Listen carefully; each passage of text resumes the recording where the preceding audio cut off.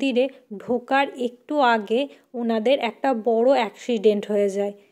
শুরু হয় মায়ের প্রকোপ, ওই পাপের প্রায়শ্চিত্ত করেন।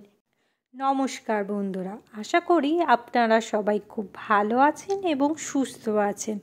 আমিও খুব ভালো আছি এবং সুস্থ আছি। আমার নতুন একটি ভিডিওতে আপনাদের সবাইকে স্বাগতম। আজকের ভিডিওটা না একটু অন্যরকম, মানে আমি যেরকম পোস্ট করি তার থেকে একটু ভিন্ন। আমাদের মামার বাড়ি পাড়ার পাগলি মার মন্দিরের কিছু অলৌকিক কাহিনী এবং তার কোপের কথা কিছু আপনাদের সাথে শেয়ার করব আজ। আপনাদের মধ্যে অনেকেরই হয়তো মনে হবে ওই ঠাকুরটার নাম কেন পাগলি মা হলো, তারও না একটা রহস্য আছে। আসলে আমার মামার বাড়িটা হচ্ছে পলাশির কাছে পাগলাচণ্ডী বলে ওই জায়গাটা, আপনারা হয়তো অনেকেই চিনবেন না। তো ওই পাগলাচণ্ডীর নাম অনুসারে ওই ঠাকুরটার নাম হয়েছিল মা পাগলি। আমরা সব পাগলি মা বলেই চিনে এসেছি ওনাকে। পাগলি মার অলৌকিক রহস্যগুলো জানার আগে বলে দিই কীভাবে পাগলি মা প্রতিষ্ঠিত হয়েছিল।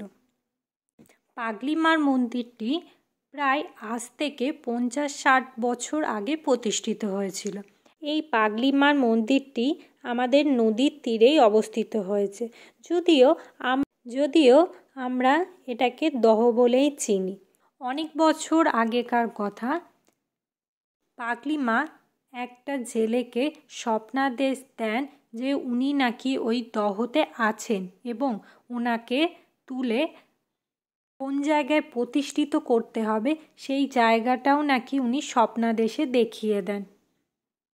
পরের দিন সকালে ওই জেলেটা পাগলি মার স্বপ্নাদেশ অনুসারে উনি যে জায়গাটাতেই জাল ফেলতে বলেছিলেন সেই জায়গাটায় জাল ফেলেন। পাগলি মাকে জল থেকে তুলে আনেন এবং ওনার স্বপ্নাদেশ অনুসারে সেই জায়গাটাই প্রতিষ্ঠিত করা হয়। এভাবেই উনি প্রতিষ্ঠিত হন। আমাদের এই পাগলি মা অনেক জাগ্রত, বলা হয় যা মানত করা হয় সেটাই নাকি পাওয়া যায় ওনার কাছে আসলে। আমাদের এই পাগলি মা সব ধরনের ফল পছন্দ করলেও কলাটা না একদমই উনি পছন্দ করেন না। এই ব্যাপারে আপনাদের কিছু অলৌকিক কথা শেয়ার করব।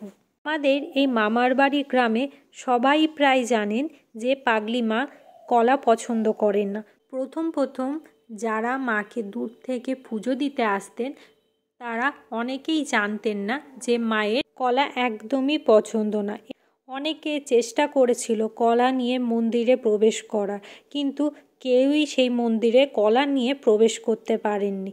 তার আগে কিছু না কিছু এমন ঘটনা ঘটেছে যে মন্দিরের সামনে এসেও মন্দিরে প্রবেশ করতে পারেননি ওনারা।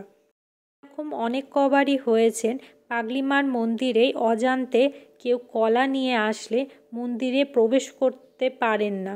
তার আগেই পাগলি মা কোনো না কোনোভাবে তাকে ফেলে দেন বা এমন কিছু পাগলি মা করবেন যাতে উনি মন্দিরে কলা নিয়ে প্রবেশ করতে না পারেন। 1 বছর আগেই আমার একটা রিলেটিভের সঙ্গে এই ঘটনাটা ঘটেছিল।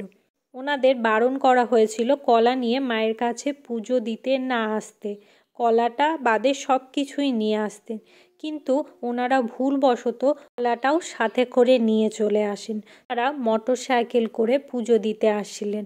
হঠাৎই মায়ের মন্দিরে ঢোকার একটু আগে ওনাদের একটা বড় অ্যাক্সিডেন্ট হয়ে যায়। হাত পা মুখ সব ছিঁড়ে যায়।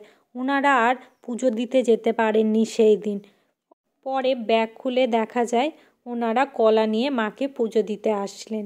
এরকম অনেক ঘটনাই আছে যেখান থেকে প্রমাণিত হয় যে আমাদের পাগলি মা কলা একদমই পছন্দ করেন না। এমনকি কলার খোসা ওই পাশের দহতে ফেললেও উনি সেটা সহ্য করেন না। অনেক আগেকার কথা, প্রথম মানুষ যখন জানতো না এই ব্যাপারটা বা অনেকে ইচ্ছাকৃতভাবেও ওই দহতে কলার খোসা ফেলতে শুরু করেন। তারপর শুরু হয় মায়ের প্রকোপ। ওই দহতে স্নান করতে আসা সব ছোট্ট বাচ্চাগুলোকে আস্তে আস্তে জলে ডুবিয়ে নিতে শুরু করেন।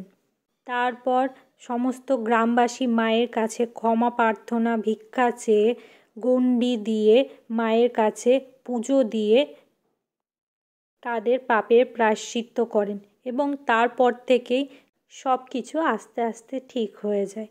তাই তারপর থেকে কারো সাহস হয়নি মায়ের কাছে কলা বা ওই দহেতে কলার খোসা ফেলার। এখন মায়ের কাছে দূর দূরান্ত থেকে পুজো দিতে আসেন। মা খুবই জাগ্রত এবং ওনার কাছে যা মানত করা হয়, যা কিছু সমস্ত কিছু উনি পূর্ণ করে দেন। এই হলো আমাদের মামার বাড়ির পাগলি মা মন্দিরের একটা কাহিনী।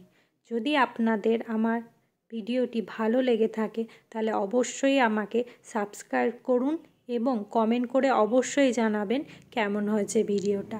আজকে তাহলে আসি, ভালো থাকবেন, নমস্কার।